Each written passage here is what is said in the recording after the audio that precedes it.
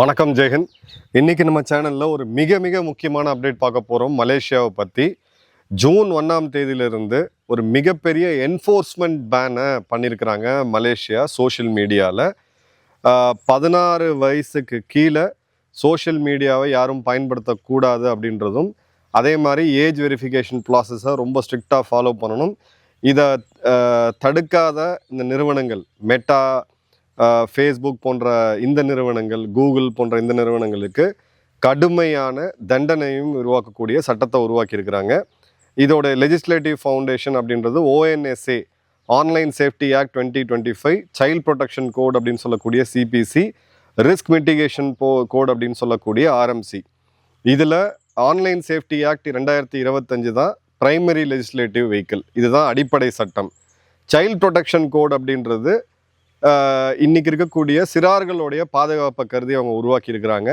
Risk mitigation code அப்படின்றது பிளாட்ஃபார்மோடைய accountability. யார் வேணால் என்ன வேணால் பதிவு பண்ணலாம், எந்த பற்றி வேணாலும் பேசலாம், எந்த கருமத்தை வேணாலும் அதில் அப்லோட் பண்ணலாம். அது பேச்சு சுதந்திரம், கருத்து சுதந்திரம் அப்படின்றது இனிமேல் செல்லாது மலேசியாவில். இதை மலேசியாவுடைய communications and multimedia commission MCMC, அதாவது நம்மளுடைய மினிஸ்ட்ரி ஆஃப் இன்ஃபர்மேஷன் ப்ராட்காஸ்டிங், அந்த மாதிரியான ஒரு அமைச்சகம் இதை ரெகுலேட்டராகவும் என்ஃபோர்ஸராகவும் இருக்க போகிறாங்க அப்படின்றத பார்க்குறோம். இதில் ஏஜ் வெரிஃபிகேஷன் மெத்தடுக்கு மைகேட் அப்படின்றது அவங்களுடைய நேஷ்னல் ஐடி, 12 வயது கீழே இருக்கக்கூடியவங்களுக்கு. வெளிநாட்டவர்களுக்கு பாஸ்போர்ட்டை வச்சுருக்காங்க. ஸோ இங்கேருந்து நீங்கள் மலேசியா போய் வேலை செய்கிறீங்க, உங்களுடைய குழந்தை ஆன்லைனில் இருக்கணும்னா இதெல்லாம் பண்ணிட்டு தான் பண்ண முடியும். மை டிஜிட்டல் ஐடி பிளாட்ஃபார்ம் அப்படின்றது லைவ் ஃபேஷியல் பயோமெட்ரிக்ஸோட, நம்ம ஆதாரில் எப்படி கண் மற்றும் கைரேகை இருக்கோ அது மாதிரி ஃபேஷியல் பயோமெட்ரிக்ஸை வச்சு பண்ண போகிறாங்க. சென்ட்ரலைஸ்டு வெரிஃபிகேஷன் அப்படின்றதும், ஸோ டேட்டா டூப்ளிகேட் ஆகாமல் இருக்கிறதுக்கு சென்ட்ரலைஸ்டாக கண்ட்ரோல் பண்ணுறாங்க. 6 மாதம் இதுக்கான டிரான்சிஷன் பீரியடு. இப்போ இருக்கக்கூடிய அண்டர் ஏஜ் யூசர்ஸு 6 மாதத்துக்குள்ளே அவங்க அக்கௌண்ட்டை க்ளோஸ் பண்ணணும் அப்படின்றதும், அதே மாதிரி பார்த்தீங்கன்னா 16 வயசுக்கு கீழே இருக்கக்கூடிய சமூக ஊடக பயன்பாட்டாளர்கள் எல்லாருக்குமே 30 நாள் டைம் தராங்க அவங்களோட டேட்டாவை டவுன்லோட் பண்ணிவிட்டு. ஏன்னா சில பேர் ஃபோட்டோஸ்லாம் சின்ன பசங்க போட்டு வச்சுருப்பாங்க, அதை டவுன்லோட் பண்ணிவிட்டு டெலீட் பண்ணுறதுக்கு. ஃபேஸ்புக், இன்ஸ்டாகிராம், டிக்டாக், யூடியூப், இதை 4மே சட்டத்தில் எக்ஸ்பிளிசிட்டாக மானிட் போட்டிருக்காங்க. அதே மாதிரி பார்த்தீங்க அப்படின்னா வாட்ஸ்அப் மற்றும் கூகுள் கிளாஸ் ரூம், இது மெசேஜிங் எஜுகேஷனுக்காக நம்ம பயன்படுத்துறது. இதோடைய பேர் இதில் இல்லை, மேபி இதை எக்ஸ்டெண்ட் பண்ணுறாங்கன்னு நினைக்கிறேன். ஸ்னாப்சாட், டிஸ்கார்ட், ட்விட்டர், அதாவது எக்ஸ்தலம் போன்றது இன்னும் கிளியராக இது பண்ணல, பட் இதுவும் அஃபெக்ட் ஆகும் அப்படின்னு நினைக்கலாம். 80 லட்சம் மலேசியர்கள் சமூக ஊடகத்தில் இருக்கிறாங்க. அவங்க எல்லாருக்கும் பொதுவான ஒரு சட்டமாக இப்போ இருக்குது. இப்போ இதில் என்ன முக்கியமான ரீசன் அப்படின்னு பார்த்தீங்கன்னா, இதை பற்றி நம்ம ஏற்கனவே பேசியிருக்கிறோம். முதல்ல மென்டல் ஹெல்த் கிரைசிஸ், மனநல பாதிப்பு அப்படின்றது குழந்தைகளுக்கு, டீனேஜர்ஸுக்கு கிளியராக உருவாகுது. இதுக்கு நீங்கள் போய் பெரிய ஸ்டடிலாம் பண்ண தேவையில்ல. நம்ம வீட்டில் இருக்கக்கூடிய குழந்தைகளை நீங்கள் பார்த்தீங்கன்னா இதை என்னன்றதை புரிஞ்சிக்கலாம். ஸோ இதில் ரொம்ப முக்கியமாக சோஷியல் மீடியா அப்படின்றது ஆங்ஸைட்டி, பதட்டம். ஒரு சிறு பெண், டீனேஜ் பெண் இல்லை ஒரு பையன் தன்னோட ஃபோட்டோவை அப்லோட் பண்ணி போட்டால், ஐயோ லைக்ஸ் வந்துச்சா இல்லையா, நெகட்டிவாக யாரான கமெண்ட் பண்ணாங்களா, பாடி ஷேமிங் பண்ணாங்களா, இந்த மாதிரி இருக்கக்கூடிய ஆங்ஸைட்டி, டிப்ரெஷன், தன்னைத்தானே ஏதாவது பண்ணிக்கக்கூடியது மற்றும் தற்கொலை போன்ற எண்ணங்களை தூண்டக்கூடியது அப்படின்றத எல்லா ஆராய்ச்சியுமே தெளிவாக சொல்லியிருக்குது. அமெரிக்காவுடைய நிறுவனங்கள் மெட்டா, யூடியூப், டிக்டாக், ஸ்னாப்சாட் போன்றவங்க எல்லாருமே இந்த அல்காரித்தம் மைனர்களை குறி வச்சு நடக்குதுன்றதுக்காக பல நாடுகளில் அதாவது பெரிய லெவலில் கேஸை ஃபேஸ் பண்ணிட்டு இருக்காங்க அப்படின்றத பார்க்குறோம். இதில் ரொம்ப முக்கியமான ஒரு விஷயம் என்ன அப்படின்னு பார்த்தீங்கன்னா, சைபர் புல்லிங். ஒருத்தரை குறி வச்சு ஆன்லைனில் வசைப்பாடி ரொம்ப ஒரு கேவலமாக கமெண்ட் பண்ணி அவங்கள ஒரு மனநிலைக்கு கொண்டு போய் அதன் மூலியமாக அங்கே இப்போ சமீபத்தில் ஒரு அரசியல் கட்சியை சேர்ந்த ஒரு தொண்டர் தன்னுடைய உயிரே மாய்த்திக்கக்கூடிய அளவுக்கு போயிட்டாரு ஆன்லைனில் அவர் ஃபேஸ் பண்ண டார்ச்சர்னால. இந்த மாதிரி எண்ணங்கள் இருக்கிறவங்க அரசோடைய அந்த உதவி எண்ணை கால் பண்ணி மறக்காமல் நீங்கள் கவுன்சிலிங் எடுத்துக்கங்க. பட் மனித உயிர் எவ்வளோ, ஒரு டாக்டர் எமர்ஜென்சியில் இருக்கவர்கிட்ட போய் நீங்கள் போய் பார்த்தீங்கன்னா ஒரு உயிரை காப்பாற்றுறதுக்கு அவங்க எவ்வளோ போராடுறாங்க அப்படின்றது தெரியும். இங்கே பார்த்தீங்க அப்படின்னா இந்த புல்லிங் ரிலேட்டட் இன்சிடென்ட் அப்படின்றது ரொம்ப பெருசாக போயிருக்குது. குறிப்பாக ஒரு 14 வயது குழந்தை கத்தியால் குத்தப்பட்டு கொல்லப்பட்டிருக்காங்க பெட்டாலிங் ஜெயா 2024. அதன் பிறகு செக்ஷுவல் எக்ஸ்ப்ளாய்டேஷன், இதுவும் பெரிய லெவலில் நடக்குது. இந்த க்ரூமிங் கேங்ஸு, CSAM சொல்லக்கூடிய சைல்டு செக்ஷுவல் அப்யூஸ் மெட்டீரியல், அதிகமாக இன்றைக்கி இருக்கிறத பார்க்குறோம். ஃபினான்ஷியல் ஸ்கேம்ஸ் பெரிய லெவலில் போயிட்டுருக்கு. நம்மளுடைய சப்ஸ்கிரைபர்ஸு கோடிக்கணக்கான பணத்தை இதில் தொலைச்சிருக்காங்க. எனக்கே நிறைய இமெயில்ஸில் வந்திருக்கு. அதன் பிறகு பார்த்தீங்கன்னா அல்காரிதம் ட்ரிவன் பிரச்சனை. ஒரு விஷயத்தை பார்த்தீங்கன்னா மீண்டும் மீண்டும் அதே இதை கொடுத்துட்ருக்கிறது. இதில் அவங்க வந்து ஒரு சர்வே எடுத்திருக்கிறாங்க. மலேசியாவுடைய எஜுகேஷன் மானிட்டர் 2025 எடுத்த சர்வே படி 72% மலேசியன்ஸ் வந்து என்ன சொல்கிறாங்கன்னா, குழந்தைகளுக்கு சமூக ஊடகங்கள் தேவை கிடையாது, இதனால் பாதிப்பை ஏற்படுத்துது அப்படின்னு சொல்கிறாங்க. இப்போது இது இங்கே மட்டுமா அப்படின்னு கேட்டிங்கன்னா கிடையாது. உலகத்திலே சமூக ஊடகத்தை அதாவது இந்த அண்டர் ஏஜ் பசங்களுக்கு பேன் பண்ண ஃபஸ்ட்டு நாடு அப்படின்னு பார்த்தீங்கன்னா ஆஸ்திரேலியா. அதன் பிறகு பார்த்தீங்கன்னா இப்போ மலேசியா, இந்தோனேஷியா போன்ற நாடுகள் பண்ணுறாங்க. ஆசியான் நாடுகளில் இந்தோனேஷியா மார்ச் மாதம் பண்ணாங்க, மலேசியா இப்போ ஜூன் மாதம் பண்ணியிருக்காங்க. சிங்கப்பூர் மற்றும் பிலிப்பைன்ஸ் மற்றும் தாய்லாந்து இப்போ அந்த பேனை எடுத்துகிட்டு வரதுக்கு வந்திருக்காங்க. அநேகமாக இந்த வருஷத்துக்குள்ளே அவங்களும் கொண்டு வந்துருவாங்க. இந்த இடத்துல இந்தோனேஷியா வந்து கண்டென்ட் ஃபில்டரிங் மற்றும் ஏஜ் வெரிஃபிகேஷனை டைட்டன் பண்ணியிருக்கிறாங்க அப்படின்றத பார்க்குறோம். மலேசியாவை பொறுத்த வரைக்கும் சிம்பிள். சமூக ஊடகங்களில் நீங்கள் அக்கௌண்ட்டை ஓப்பன் பண்ணணும் அப்படின்னா உங்கள் ஏஜ் வெரிஃபிகேஷன் எலக்ட்ரானிக் கேஒய்சின்னு சொல்லக்கூடிய இகேஒய்சியை பண்ணால் மட்டும்தான் நீங்கள் அக்கௌண்ட்டை ஓப்பன் பண்ண முடியும். இப்போது இதில் என்ன சொல்கிறாங்க அப்படின்னு பார்த்தீங்கன்னா, இது தனி மனித சுதந்திரத்துக்கு எதிரானது, நாங்கள் எதுக்கு ஐடி கொடுக்கணும் அப்படின்ற அந்த சாவரியன் நரேட்டிவ், எங்களோட டேட்டா அரசாங்கத்துக்கிட்ட போகுது அப்படின்றதும், அதே மாதிரி ஒரு ரெகுலேட்டரி எக்ஸ்பேன்ஷனாகவும் இதை பார்க்குறாங்க.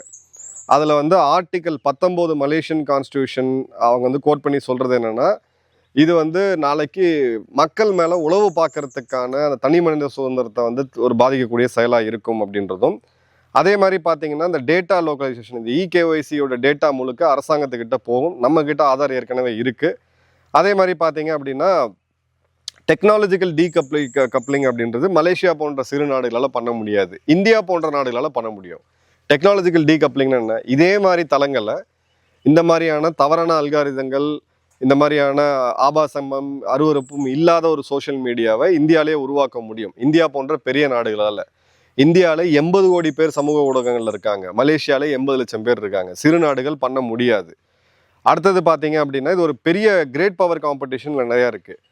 டிக்டாக், பைட் டான்ஸ்னு சொல்லக்கூடிய இந்த கம்பெனி இன்றைக்கி உலகம் முழுக்க தடை செய்யப்பட்டிருக்கு. இந்தியா தான் முதல்ல தடை செய்தாங்க. மலேசியாவில் மற்றும் தென்னாசிய நாடுகளில், தென்கிழக்கு ஆசிய நாடுகளில் டிக்டாக் ரொம்ப ஃபேமஸாக இருக்குது. ஆப்ரேஷன் சிந்தூர் டைமில் இந்திய ராணுவம் தோத்ததா பொய்யான செய்திகளை எவ்வளோ இவங்க டிக்டாக்ல பண்ணாங்க அப்படின்றது எல்லாருக்குமே தெரியும். அது யார் பண்ணாங்கன்ற டேட்டாவும் நம்மக்கிட்ட இருக்குது.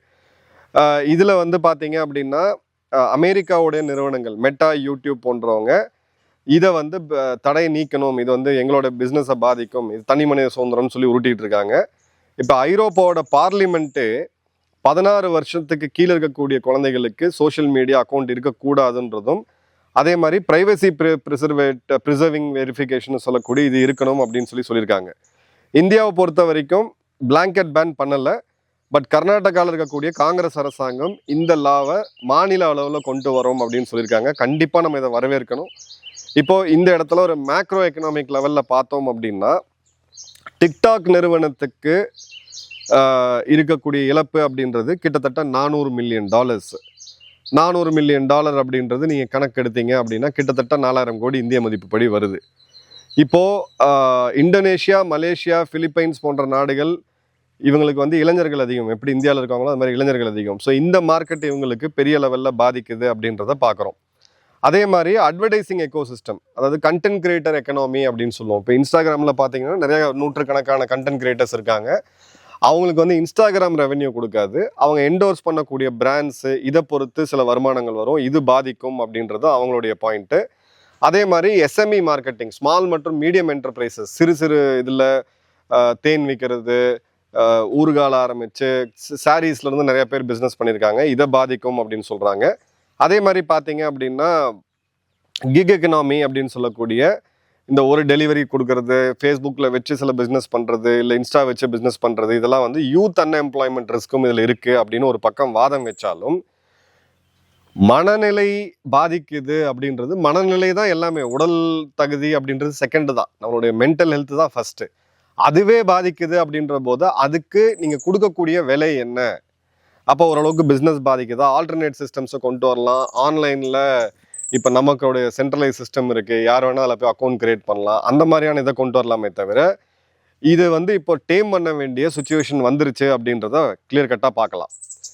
இப்போது இங்கே மலேசியாவில் இருக்கக்கூடிய சிவில் சொசைட்டி குரூப்ஸ் அப்படின்றது ஆர்டிக்கல் 19 சுட்டி காட்டுறாங்க. 80க்கும் அதிகமான இந்த சோகால்டு என்ஜிஓஸ் வந்து இந்த பேன் டிஸ்ப்ரொபோர்ஷனேட்டு, இது வந்து தவறானது அப்படின்றதும், அதே மாதிரி பார்த்தீங்க அப்படின்னா இது ஒரு டிஜிட்டல் ஃபுட் பிரிண்ட்டை பர்மனெண்ட்டாக கொடுத்துரும் அப்படின்றதும் அவங்க சொல்கிறாங்க.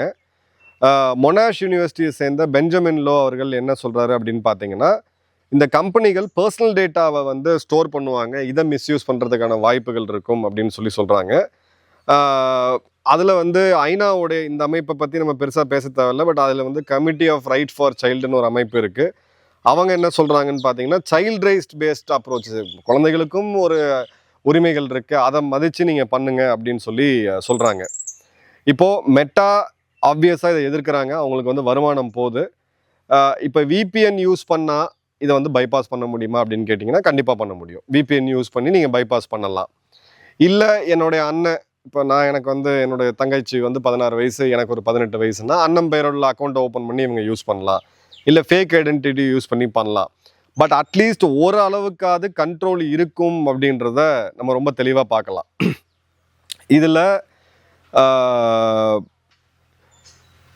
யூனிவர்சிட்டி செயின்ஸ் மலேசியா இதை சேர்ந்த ஒரு மலேசியாவால் தமிழர் செல்வகுமார் அவர்கள் ஒரு சைபர் செக்யூரிட்டி எக்ஸ்பர்ட். அவர் ஒரு விஷயத்தில் என்ன சொல்லியிருக்காரு, அவரோட கோர் ஆர்கியூமெண்ட் என்னன்னு பார்த்தீங்கன்னா, ரியாக்டிவ் எஜுகேஷன், அதாவது teaching kids to use social media safely fails because of algorithm amplifies harm at scale faster than awareness campaigns can address it. சமூக ஊடகத்தை சேஃபாக எப்படி பயன்படுத்துறது அப்படின்ற அந்த விழிப்புணர்வை நம்ம குழந்தைகளுக்கு மத்தியில் கொடுக்கலாம். ஆனால் இந்த அல்காரிதம் பண்ணக்கூடிய அந்த ஹார்ம், அதோடைய அந்த சீர்கேடு, அதை எடுக்கக்கூடிய வேகம் அப்படின்றது இந்த அவேர்னஸ் விழிப்புணர்வு முகாம்களை விட 100 மடங்கு வேகமாக இருக்குது அப்படின்றது தான் அவருடைய பாயிண்ட்டு. இப்போது குளோபலாக இருக்கக்கூடிய டிஜிட்டல் டெமோக்ரஸி இன்ஸ்டிடியூட் என்ன சொல்கிறாங்க அப்படின்னு பார்த்தீங்கன்னா, இது வந்து ஒரு பொலிட்டிக்கல் ரெப்ரெஷனாக மாறும். ஏன்னா இவங்க நாட்டிலெல்லாம் பார்த்தீங்கன்னா இன்டர்நெட் விலையை ஏற்றி வச்சுருக்காங்க. ஸோ அவங்களுடைய மாணவர்கள் கிட்ஸ் எல்லாமே இங்கே பயன்படுத்திகிட்டு இருக்க மாதிரி டூம்ஸ்டே ஸ்க்ராலிங்னு சொல்லுவாங்க. அப்படியே தடவி தடவி தடவி தூக்கத்தில் போய் அப்பயும் உட்காந்து தடவி கழுத்து வந்து நிமிர்ந்து பார்க்க முடியாத அளவுக்கு இன்றைக்கி வாக்கிங் போகிறவங்கள சாதாரணமாக பாருங்கள். வாக்கிங் போகிறது உடல் தகுதிக்காக, நம்மளுடைய உடற்பயிற்சி. அதுலேயும் பார்த்தீங்கன்னா மொபைலை தூக்கி குனிஞ்சுக்கிட்டு எதிர்த்தாப்பில் யார் வரான்னு தெரியாத போகக்கூடிய நிலைமையில தான் இன்றைக்கி இந்தியா இருக்குது. மலேசியாவும் இதில் வந்து பெரிய டிஃப்ரென்ஸ் கிடையாது. So Australia December 2025, Indonesia March 2026, Malaysia June 2026, Philippines, Thailand almost வந்துருச்சு. சிங்கப்பூர் அதை ஒன்றும் யோசிச்சுக்கிட்டு இருக்காங்க. வியட்நாம் வந்து இப்போ லாவை டைட் பண்ணியிருக்கிறாங்க. ஸோ இந்த இடத்துல கிரிட்டிக்கல் கொஸ்டின்ஸ் இருக்குது. என்ஃபோர்ஸ்மெண்ட் எப்படி பண்ண போகிறாங்க, விபிஎன் யூஸ் பண்ணுவாங்க, ஃபேக் அக்கௌண்ட் ஓப்பன் பண்ணுறாங்க, இது எல்லாமே இருந்தாலும் கணிசமான அளவுக்கு இந்த யூசேஜை நம்மளால் கம்மி பண்ண முடியும் அப்படின்றத தெளிவாகவே பார்க்கலாம். இப்போது பிரேசில் போன்ற நாடுகள் இது பண்ணிகிட்டு இருக்காங்க. இந்தியாவில் வந்து பார்த்தீங்க அப்படின்னா ஒரு ரெஸ்ட்ரிக்ஷன் ப்ரொப்போஸ் பண்ணுறாங்க, பிளாங்கெட் பேனை வந்து ப்ரொப்போஸ் பண்ணல. இதில் வந்து ஏதாவது ஒன்று பண்ண போனாங்கன்னா உடனடியாக அரசாங்கம் இதை கொடுக்குது. அதாவது இப்போது ஒரு எக்ஸாம்பிள் பாருங்கள், ஆதார் டேட்டாவை கவர்மெண்ட் மிஸ்யூஸ் பண்ணிடும், யாராவது ஹேக் பண்ணிடுவாங்கன்னு சொல்லி பயங்கர ஃபயர் விட்டு கிரிட்டிசைஸ் பண்ணிகிட்டு இருந்த அதே ஆட்கள் தான் இன்றைக்கி அமெரிக்காவில் உட்காந்து எவனோ காக்ரோச் ஜனதா பார்ட்டின்னு ஒரு வெப்சைட்டை ஓப்பன் பண்ணி அதில் போய் தங்களுடைய மொபைல் நம்பரு, வயது, டேட் ஆஃப் பர்த்து, இமெயில் ஐடியிலேருந்து எல்லா தகவலையும் இலவசமாக கொடுத்து நம்ம ரெஜிஸ்டர் பண்ணுறோம். ஸோ அங்கெல்லாம் எந்த பிரச்சனையும் நமக்கு வராது. பட் சமூக சீர்கேட்டை சரி பண்ணணும்னு ஒரு அட்டன் பண்ணணும்னா பார்த்தீங்கன்னா அங்கே இந்த பேச்சு உரிமை, கருத்துரிமை, இந்த உரிமை, அந்த உரிமைன்னு சொல்லிட்டு கிளியர் கட்டாகவே பண்ணுவாங்க. ஸோ இந்த இடத்துல மலேசியாவில் இருக்கக்கூடிய டீனேஜர்ஸ்க்கு இந்த ஹார்ம்ஃபுல்லான அல்காரிதம், சைபர் புல்லிங் மற்றும் இந்த க்ரூமிங் கேங்லேருந்து ஒரு மிகப்பெரிய ஒரு ப்ரொடெக்ஷன் கிடைக்கும். சோஷியல் ஐசோலேஷன் அப்படின்றது, அதாவது அந்த நான் என்னோட மொபைல் என்னோட சமூக ஊடகம்னு சொல்லி இருக்கும்போது கூட இருக்க குழந்தைகள் கூட நான் சரியாக பழக முடியாத ஒரு சூழ்நிலை வருது. ஸோ அந்த இடத்துல ஒரு பெரிய ஒரு அட்வான்டேஜ் வந்து உங்களுக்கு இருக்குது. ஆனால் அனானிமிட்டி போயிடுச்சு. ஏன்னா பயோமெட்ரிக் ஐடி கொடுத்தாங்க. இப்போ யார் சமூக ஊடகங்களில் போஸ்ட் போட்டாலும் இன்னார் அப்படின்றத அரசாங்கம் ஈஸியாக வந்து இதை கண்டிப்பாக பண்ண முடியும். இப்போது ஒரு 8 to 10 மில்லியன் ரஃபாக பார்த்தீங்கன்னா இவங்களோட யூசர்ஸ் வந்து இருக்கிறாங்க. டீன் ஆடியன்ஸ் அப்படின்ற பேர் இப்போ இதில் வந்து இருக்கிறாங்க.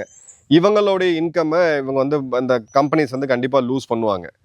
பட் நம்ம இதில் ரொம்ப முக்கியமாக பார்க்க வேண்டியது, நம்மளுடைய 50% பாப்புலேஷன் அப்படின்றது 35 வயசு கீழே இருக்கிறாங்க. இப்போது ஒரு ஹியூமன் பிரெயின் எப்போ முழுவதும் உருவாகுது அப்படின்ற ஸ்டடி பார்த்தீங்கன்னா 30 வயசுக்கு அப்புறம், அந்த 30லேருந்து 40 வயசுக்குள்ளே அதில் பீக்கில் இருக்குது. அதன் பிறகு அந்த பிரெயினோட ஃபங்க்ஷன் அப்படின்றது கம்மியாகும் அப்படின்றாங்க. 16 வயசில் இந்த குழந்தைங்களுக்கு இவ்வளோ எக்ஸ்போஷர் தேவையா? அது வந்து இன்றைக்கி ஏஐ மூலயமா நம்மளுடைய நண்பருடைய மகன் வந்து ஒரு ஃபோட்டோ அனுப்பிச்சிருந்தார் எனக்கு, என்னோடய பர்சனல் இது ஏஐயில் ஏதோ பண்ணியிருக்கேன், உங்கள் ஃபோட்டோ இது பண்ணிருக்கேன் அப்படின்னு சொல்லிட்டு. நான் ஒரு 2 வருடம் முன்னாடி ஏதோ இராணுவ பகுதியில் சைக்கிளில் நின்றுட்டு இருந்ததில் நான் சட்டை இல்லாமல் இருக்கக்கூடிய மாதிரி அது மாறி இருக்குது. எனக்கே ஒரு நிமிஷம் ஷாக் ஆச்சு, நானா அது அப்படின்னு சொல்லிட்டு. ஏன்னா இன்றைக்கி அந்த மாதிரியான கண்டென்ட் கோடிக்கணக்கில் கொட்டி கிடக்குது. நீ இன்ஸ்டாகிராம் இதிலெல்லாம் பார்த்தீங்க அப்படின்னா, இப்போது மருத்துவர்கள் தான் மெடிக்கல் அட்வைஸ் கொடுக்கணும். ஆனால் இன்றைக்கி எடையை குறைக்கிறதுலேருந்து, எடையை ஏற்றுறதுலேருந்து, நிறத்தை மாற்றுறதுலேருந்து எல்லாத்துலேயுமே பார்த்தீங்கன்னா மருத்துவத்துறை சம்பந்தம் இல்லாத ஆட்கள்லாம் இன்றைக்கி வந்து எக்ஸ்பர்ட்ஸு.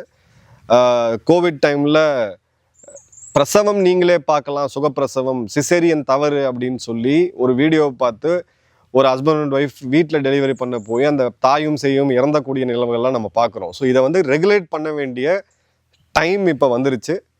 பட் நம்மளுடைய இன்ஃபர்மேஷன் அண்ட் ப்ராட்காஸ்டிங் மினிஸ்ட்ரி அவங்க ப்ரையாரிட்டிஸு, அவங்களுடைய மிலான் ஷோ இதெல்லாம் வந்து எப்போ முடிஞ்சு இதை இந்த இடத்துல ஃபோக்கஸ் பண்ண போகிறாங்க அப்படின்னு தெரியல.